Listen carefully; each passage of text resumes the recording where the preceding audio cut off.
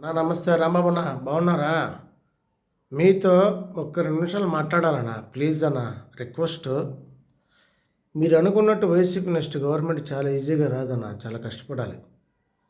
కొన్ని ప్రణాళికలు ఉంటాయి. మీరు లేస్తూ పథకాలు ఇవ్వలేదు అంటున్నారు. మీ ఎమ్మెల్యేలు ఉన్నారు కదా, ఓడిపోయిన వాళ్ళు కానీ గెలిచిన వాళ్ళు కానీ, ఎంతమంది నియోజకవర్గ స్థాయిలో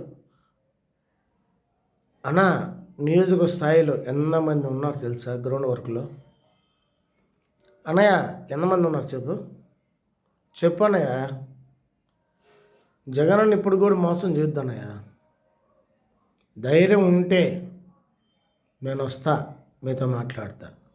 మీరు లేస్తే మా జగన్ వస్తున్నాడు, భద్రత విభాగం కట్టుదిట్టం చేస్తున్నారు, ఎన్ని వద్దన్నయ్య.